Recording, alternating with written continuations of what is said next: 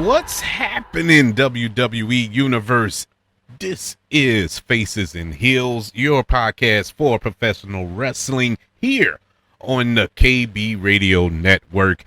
This is my recap and reaction to WrestleMania 42 or WrestleMania Vegas, whichever one you want to name it, night one. And oh boy, let me just start off by saying this was horrible. This was a horrible night one of WrestleMania. I mean, dog water. This was horrible. 7 matches. 7. And 1, maybe 2 were interesting. Everything else they could have kept.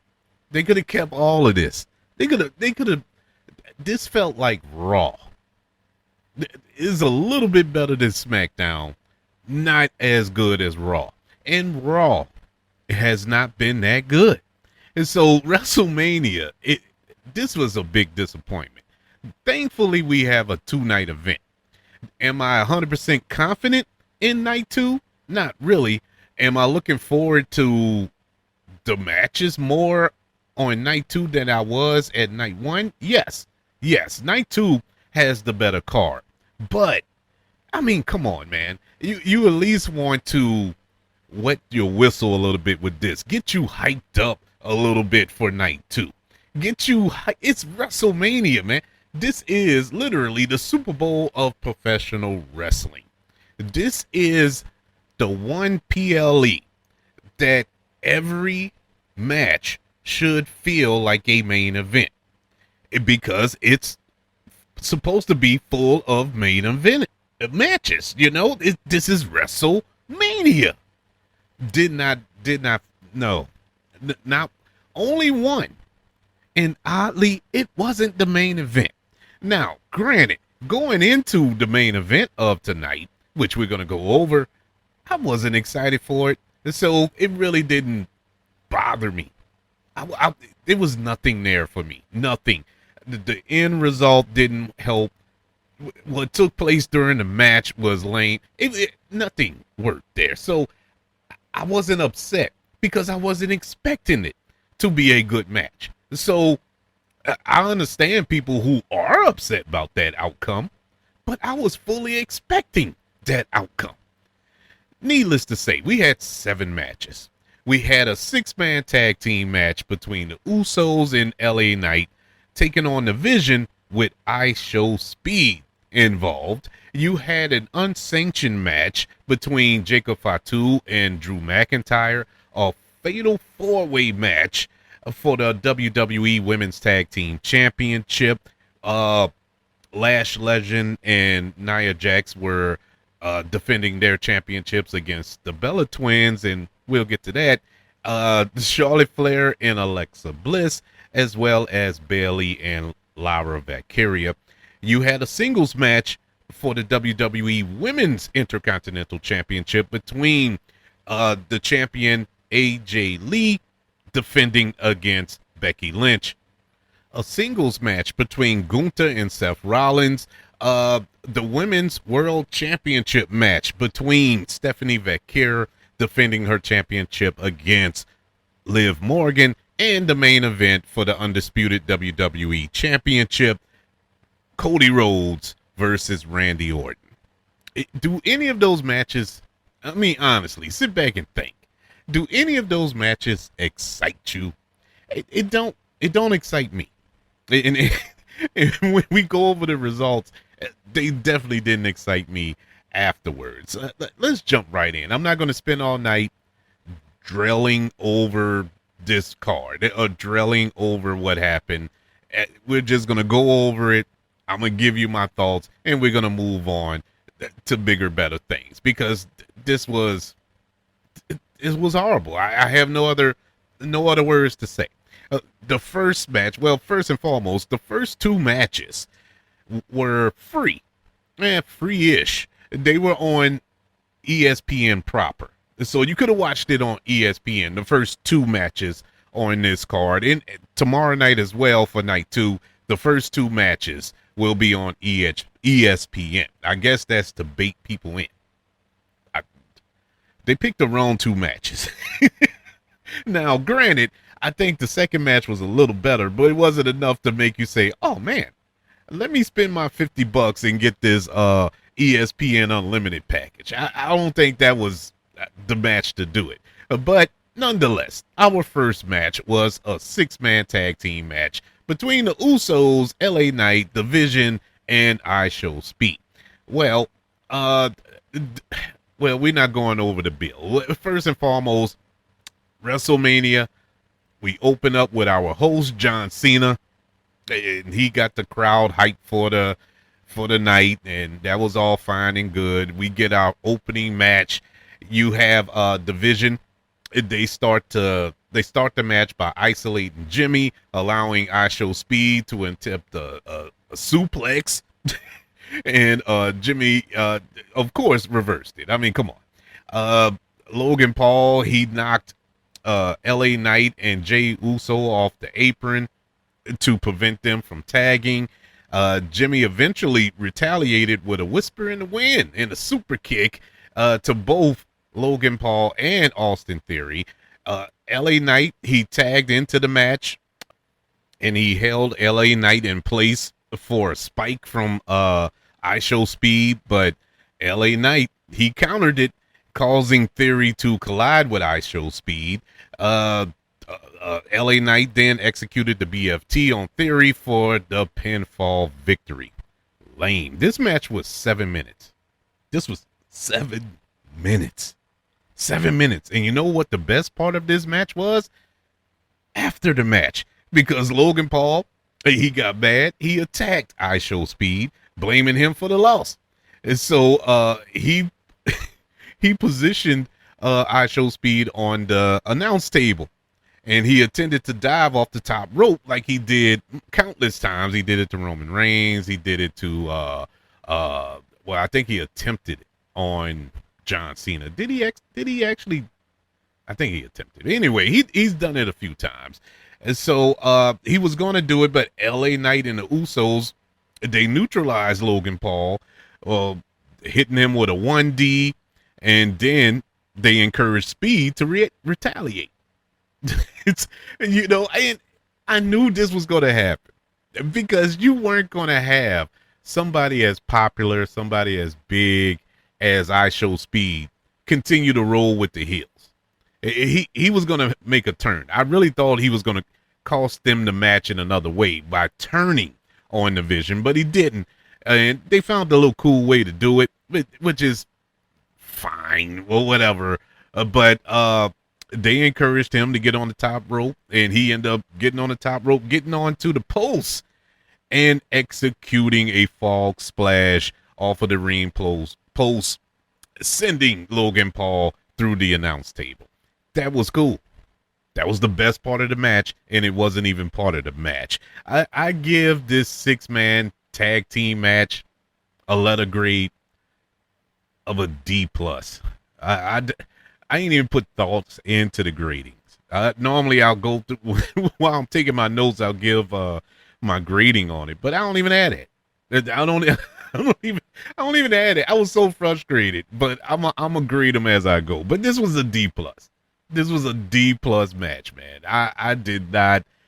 It did not feel like an opening, This didn't even feel like a WrestleMania match. Who am I kidding?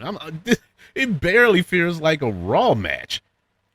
Bad opening to the night. And that was just a sign of things to come, unfortunately. We move on to our next match.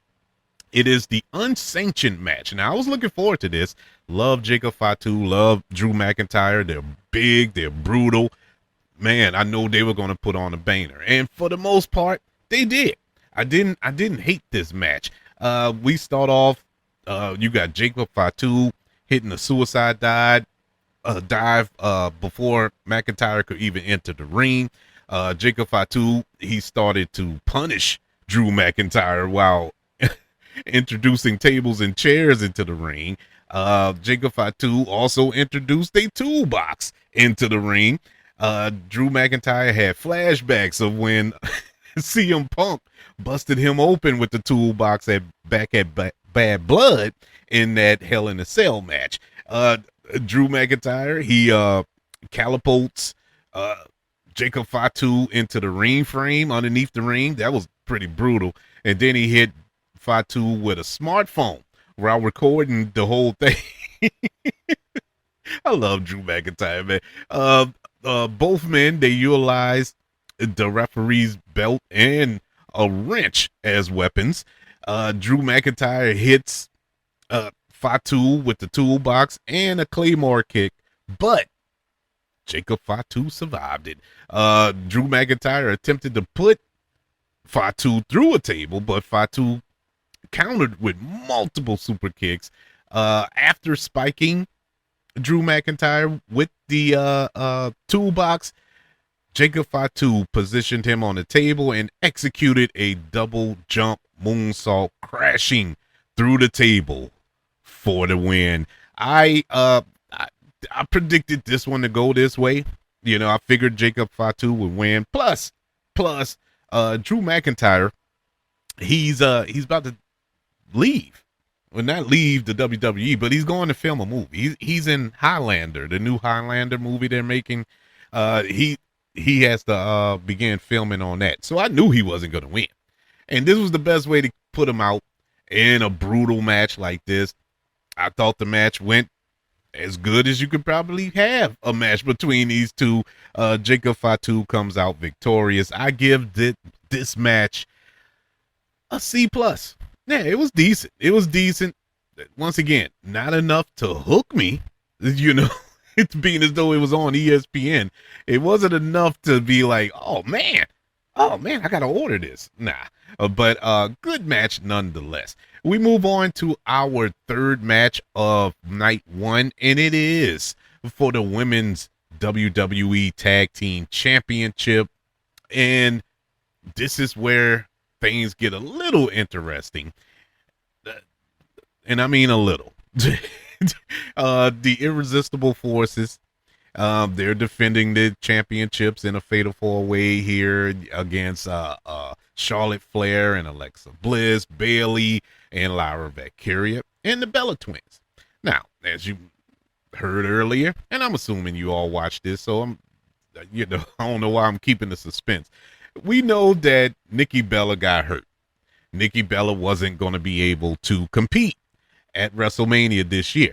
My assumption was they were going to insert the Kabuki Warriors in their spot. But no. What they decided to do, and this would have been awesome if it wasn't spoiled on the internet by, I forgot who spoiled it, but somebody spoiled it yesterday, I should say.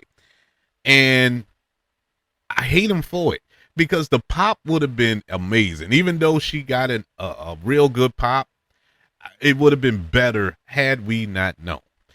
Replacing Nikki Bella to team up with Brie Bella was none other than Paige. Paige returns to WWE. Finally, man. And it felt good to see her back. I'm a huge fan of Paige. Not so much of Saraya, but I am a huge fan of Paige, going all the way back to NXT. And when she came up and she beat AJ Lee her first night to win the Divas championship at the time. Really followed her career all the way through. Had some ups and downs, and she's still here, and looks gorgeous, still gorgeous. But she returned and looked fairly well in this match. It was botchy, but it was going to be botchy regardless. But it was really an entertaining match for the most part. Lash Legend, she power bombs Alexa Bliss and Lyra Valkyria while they attempted a double moonsault or a double superplex moonsault. What I'm talking about? They were attempting a double suplex on Brie Bella, but Lash Legend put the kibosh on that. Paige got tagged in, and fairly early. I thought they were going to kind of hold on to that so she can get the hot tag, but she tagged in. She delivered knee strikes to Lash Legend and countered Valkyria's Nightwing with the Page Turner. Charlotte Flair, she hit natural selection on Paige before Alexa Bliss tagged in and attempted the Twisted Bliss. Nikki hit Flair with her crutches. And Bliss attempted the Twisted Bliss, but Paige countered, and boy, that was a bad that was a bad counter. It didn't really connect there, but hey, I'm gonna give her a learning curve because she just got back, and she hit the Rampage to become the new tag team champions along with Brie Bella. This is probably setting up something between Paige and the Bella twins, because when Nikki Bella is back healthy, she's gonna want her belt. So she's gonna is probably gonna have a feud brew between them and Charlotte Flair. They teased that too during the match, their little face off. So it's a lot there. It's good to see Paige back. I think the women's division needs this kind of shot in the arm, and Paige can definitely bring it. She's different. She's not your conventional women's wrestler. So I am curious to see how this go. I thought Paige would come back, but I thought she was going to come back on the next match because there's a lot of history between those two. But I get it. You know, they needed a replacement, and that probably was the plan until Nikki Bella got hurt, because it would have been poetic in a lot of ways for Paige to return and get herself involved in the WWE Women's Intercontinental Championship match, because that champion going into this match was AJ Lee, who is the same woman she defeated when she first got called to the main roster for the Divas Championship. So that would have been kind of poetic there. But nonetheless, that's not what we got. Yeah, I give this match a C minus. It was I don't know. I think most of that is because Paige. I'm happy to see Paige back. Other than that, the match wasn't all that interesting. The match was about I don't know, not 5, maybe 7-8 minutes long. Quick. The match before that, the unsanctioned match with Drew McIntyre and Jacob Fatu, it was only 14 minutes long. So the night was flying by. They gave these matches no room to breathe, no time to tell a story.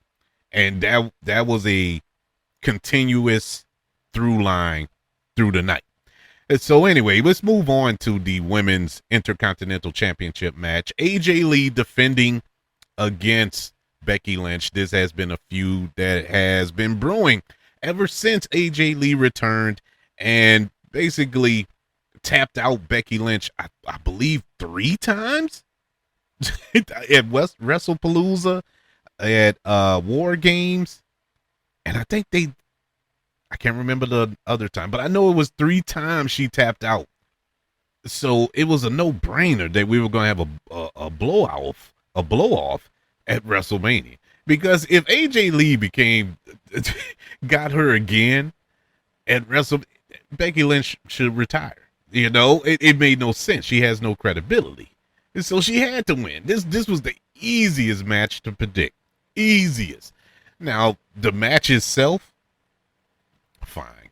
It was fine. Jessica Carr, of course, was the referee. You know, you have that element there with the ongoing tension between Becky Lynch and her. But the match starts off, you know, Becky Lynch is dominating early, but she's focusing towards Carr.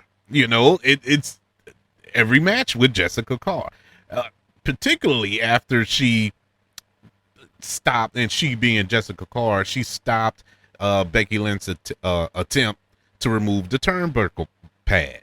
And so Becky Lynch, she's arguing with Jessica Carr. Lynch subbed the official, who responded by shoving Lynch back. Now, in real world, that would have been a disqualification. That would have been the end of the match. But WrestleMania, I guess. But anywho's, AJ Lee, she capitalized on this distraction, hitting Becky Lynch with a manhandle slam, and later trapped Becky Lynch in the Black Widow. And so Becky Lynch, she managed to reach the ropes this time. She didn't tap, but she was close. So after successfully removing the turnbuckle pad, Becky Lynch pulled the referee into the path of a charging AJ Lee. Becky Lynch then drove AJ Lee into the exposed turnbuckle and then executed the manhandle slam to become a 3-time Women's Intercontinental Champion. Finally, she gets the victory on top of AJ Lee. Once again, another match that was like, it felt like a Raw match. It was nothing there. There was no dare there. And this match, just like the other one, was 8 minutes long. No time to tell a story. No time. And now during this, I'm like, okay, we're going to get a lot in this main event because they are saving time for this main event. And so that's what I'm thinking, because they are blowing through these matches. I mean, think about it. We've been through 3 matches, and it isn't even an hour into WrestleMania. And we've gotten 3 matches. And so we move over to the 4th. And in the 4th match, we have Gunther versus Seth Rollins, which is the one match that I was anticipating tonight. And I wasn't disappointed. This was hands down the best match of the night. With that being said, was it a great match? No. Was it a WrestleMania quality match? I would say no. It came close. It was really good. Really, really good. But I'm trying to look at it. I'm trying to single it out, because the rest of the night was so bad. In comparisons, this feels like a main event match. It feels like it should have been a main, and technically it should have been, because it definitely was better than that main event tonight. But I don't think it was a great match. I've seen these two put on better matches, but together, I think they put on about as good of a match you can get. In under these circumstances, there was zero build up to this match. There's really no tension there. This was a match that was thrown together at the last minute because of the uncertainty of Braun Breaker.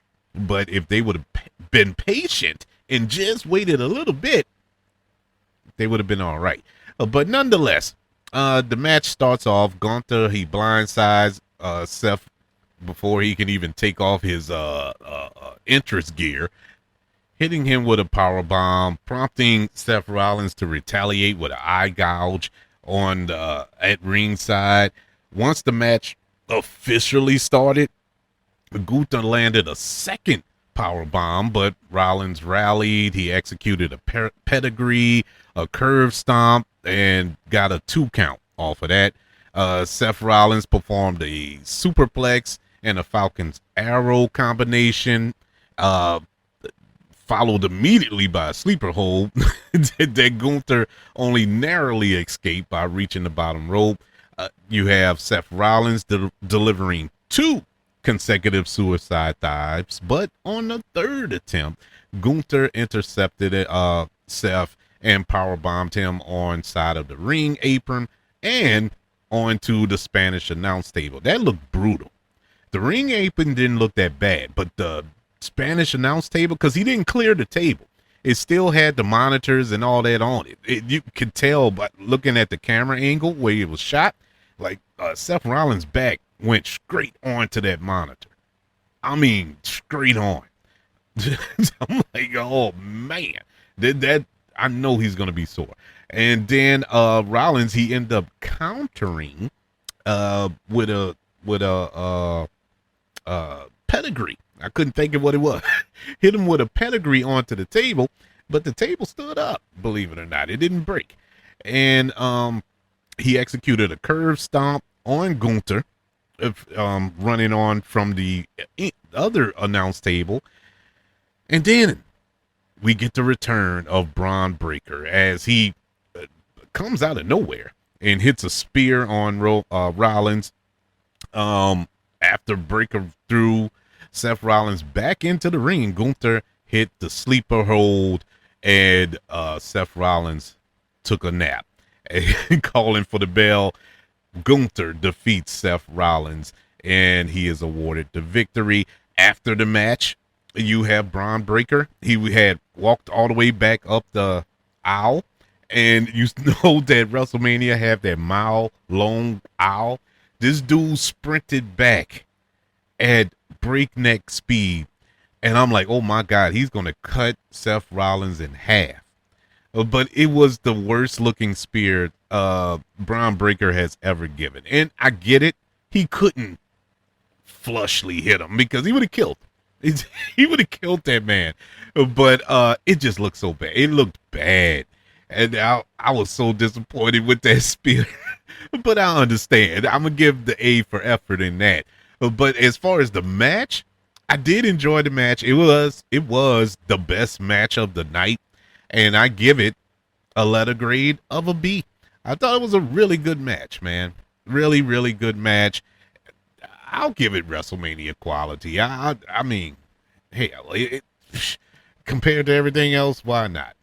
And so we move on to our co-main event, and it is for the Women's World Championship. This was the one match on this card that had a legitimate build. I would say out of both nights, the entire WrestleMania season, I enjoyed the build to this match. Stephanie Vaquer and Liv, their promo work, the hatred that they displayed, it makes you question if they really do hate each other because it felt so real. That's how good of a build they had to this match. And man, Liv has always been like second tier to me, as much as I respect her in the ring, because she gives it her all. That's one thing you can't take away from Liv Morgan. She gives her all in that ring, and she will sell. She will do whatever it takes to make it work. But it was just some things as far as her ring work that, moveset. I know that's frowned upon in the wrestling community, saying moveset, but it's not the greatest. It's not the greatest, but everything else, she fits the bill. I was hoping she brought it tonight. I was hoping, especially with Stephanie Vaquer, who, my God, man, what a revelation. What a find for WWE. Even though she's been doing her thing on the Indies, Mexico, and just doing her thing. Came to NXT, dominated, immediately had to call her up because it made no sense keeping her in NXT, even though there was a language barrier there. She was working on it. And I don't know, I saw an interview with her, I think Chris Van Veep, if I'm not mistaken, and she speaks better English than me. She worked on it. She was dedicated to learn English, and she has nailed it. And her promo work is great. I just love it. Liv won the Royal Rumble this past January. Chose Wagner. We was off to the races. This match kicks off. Liv Morgan, she lands a powerbomb, but Stephanie Vaquer, she retaliates with a devil's kiss for a near fall. Stephanie hits Oblivion. She hits Liv Morgan's finisher on Liv Morgan for a 2 count. Morgan, she got a little assistance from Judgment Day when Raquel and Roxanne came out. Roxanne distracted the referee while Raquel knocks Stephanie off of the top rope, and this allowed Liv Morgan to hit the Oblivion onto Stephanie Vaquer, but she kicks out. Stephanie Vaquer, she fends off Roxanne and Raquel with a springboard dive off the top rope, which was beautiful, man. It was so beautiful. What I loved about it, she was going to hit all three of them, but Liv Morgan timed it so perfectly to get out of the way. It was seamless. I thought that was the best part of this match.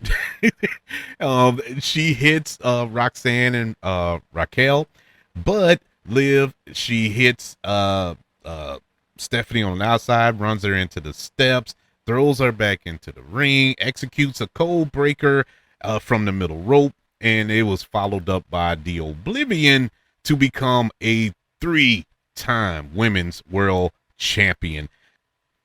I think this is probably the best outcome for this match. Liv needed to win this match. We didn't need the music video opening. the whole opening, her interest was a dance routine and all. I'm like, why are we doing this? I understand she got a new single out or something and a new music video to go along with it, but to do the whole choreography with the dancers and the wardrobe changes and it was just odd to me. I know a lot of people probably enjoyed it, and I understand why, but to me, it was kind of weird. But nonetheless, the match itself was fine. I was actually hoping that this could have been a match of the night candidate, but it didn't quite get there. But it was an exciting match nonetheless. It didn't have enough time, of course.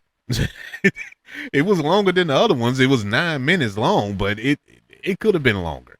They could have stretched this out 5 more minutes.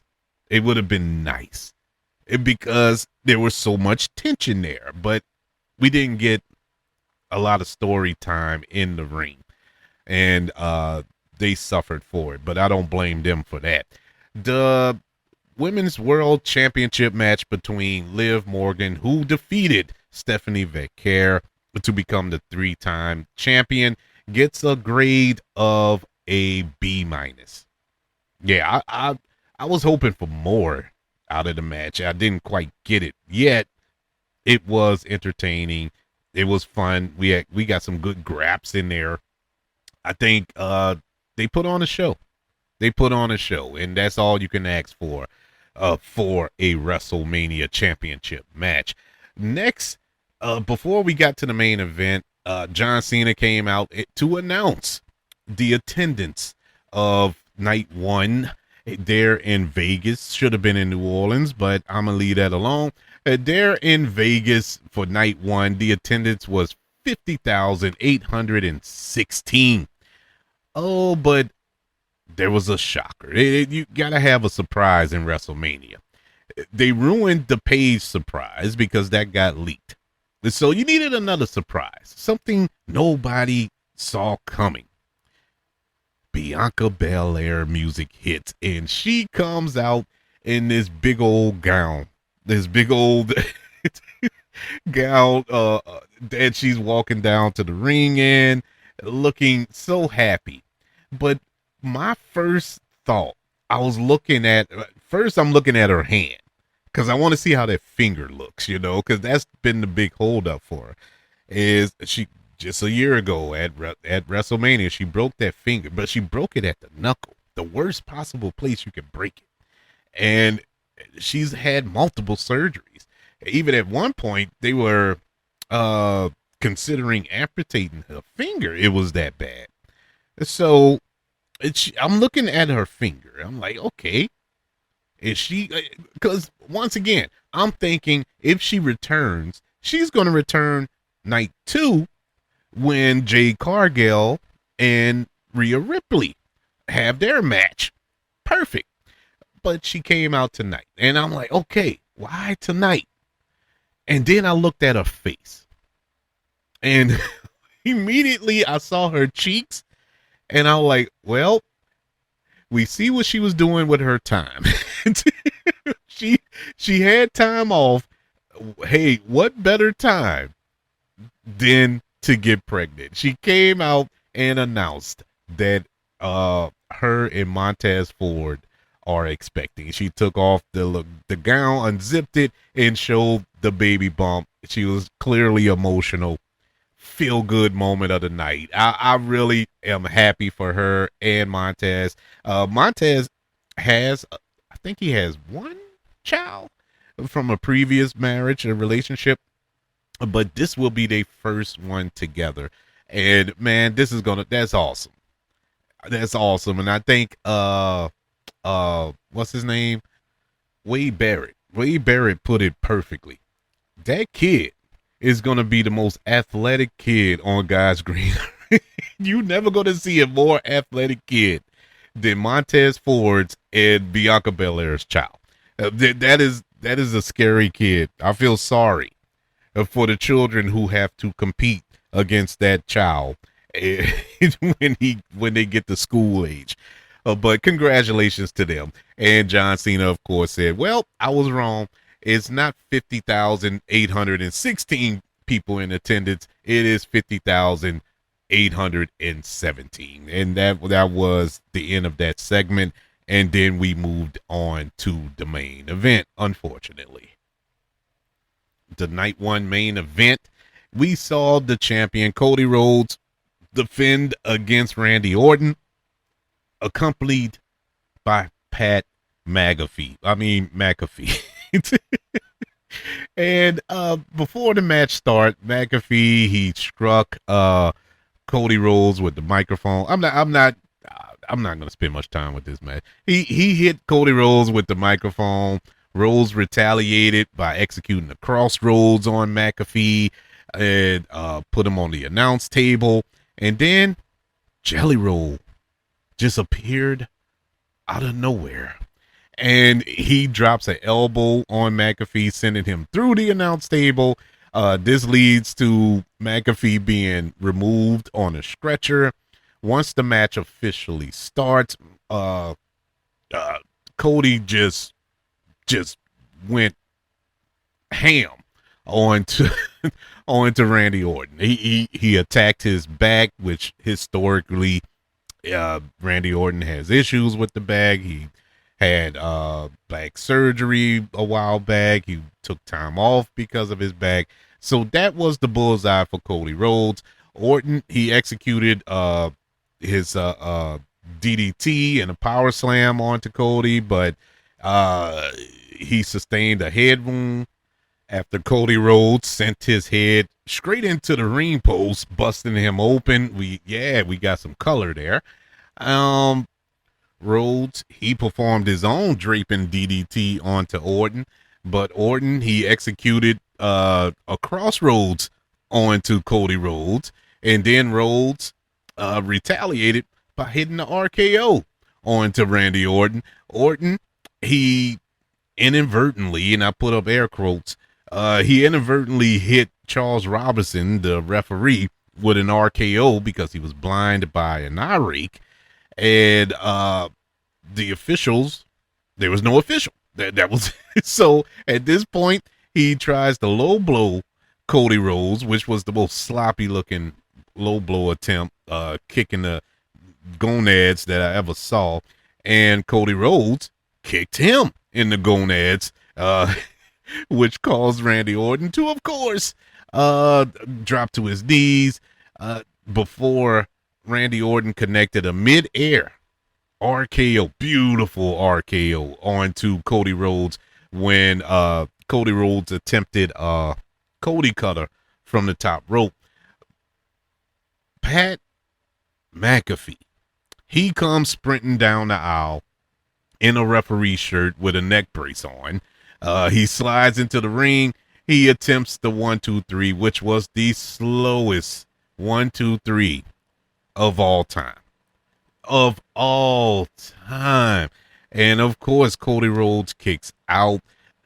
Randy Orton hits an RKO onto Pat McAfee. That caused the distraction enough for Cody Rhodes to execute a crossroads onto Orton, retaining the undisputed WWE Championship. This match was 22 minutes long. But after the match, and this was probably the best part of the match for me, after the match, Randy Orton snatches the belt out of Cody Rhodes' hands, hits Cody Rhodes in the head with it. As Cody Rhodes is getting up off of the mat, Randy Orton hits him with a punt kick and stands over him with the belt. And that was the end of night 1 to WrestleMania. This was the worst WrestleMania I have ever seen.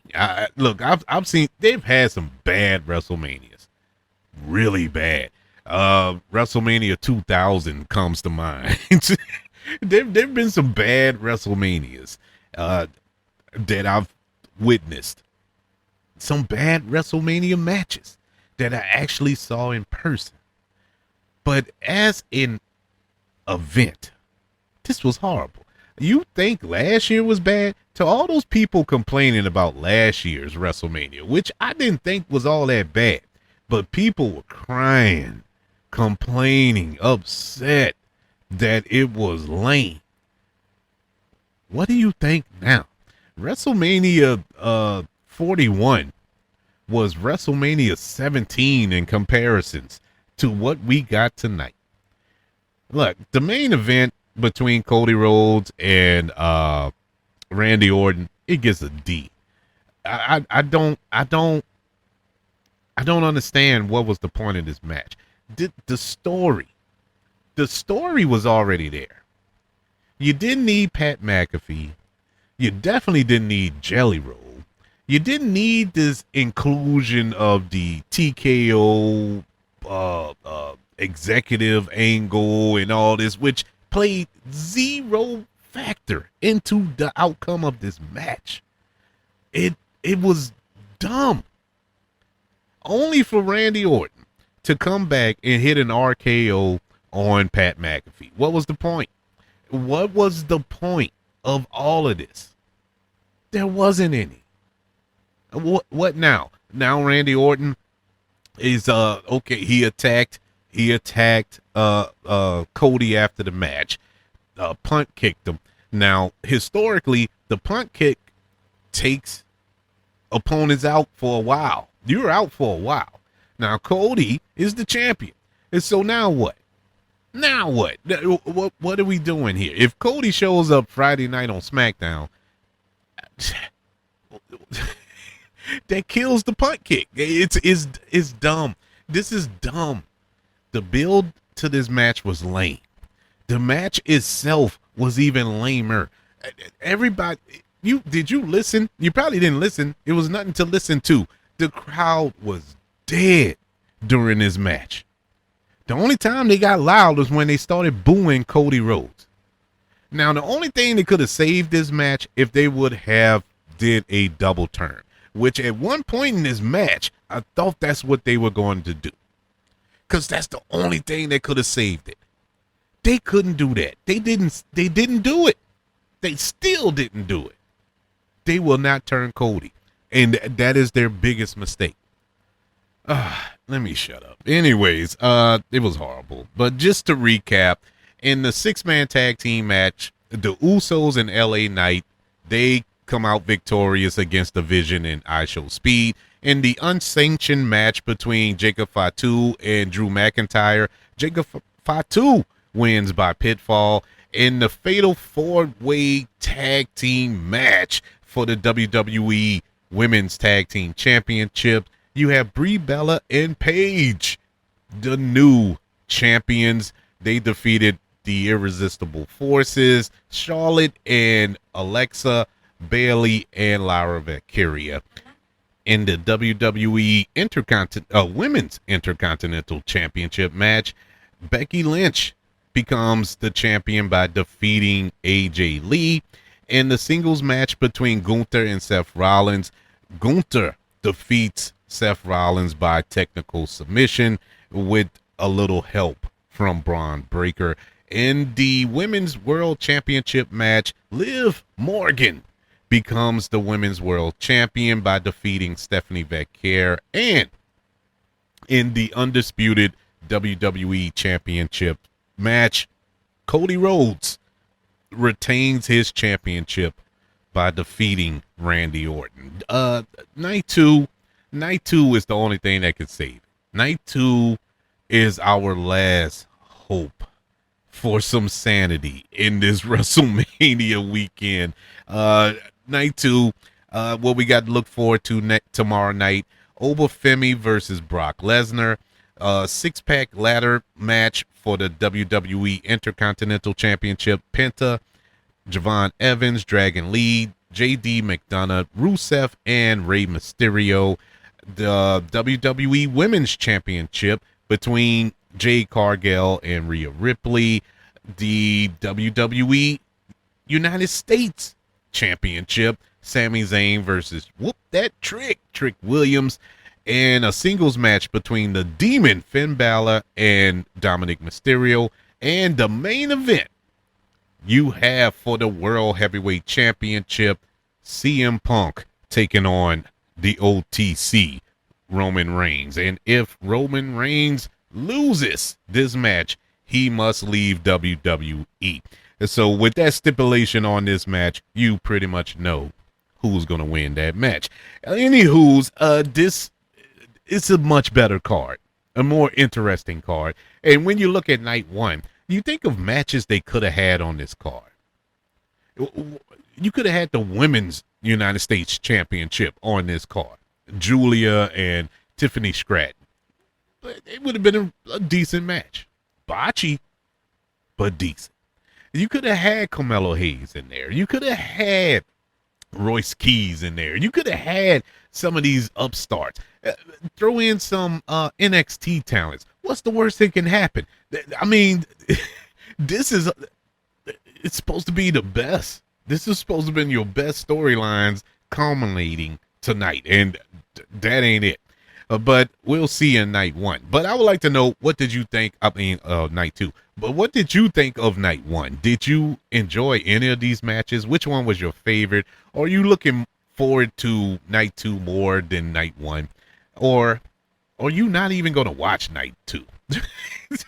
Did night 1 get you so mad that you're like, I'm not even dealing with night 2? I want to know your thoughts, honestly. Email the show, kbradiopodcast@gmail.com. You can also search for the show on all social media platforms. Just search for the KB Radio Network. Also, don't forget about YouTube. Subscribe to the KB Radio Network channel and like this video if you don't mind. Don't forget about the 5 stars, the reviews, and sharing this show if you're listening on Apple Podcasts, Spotify, iHeartRadio, wherever you are currently listening to Faces and Heels here on the KB Radio Network. Everybody, thank you for joining me for this recap and reaction to WrestleMania 42, Night 1.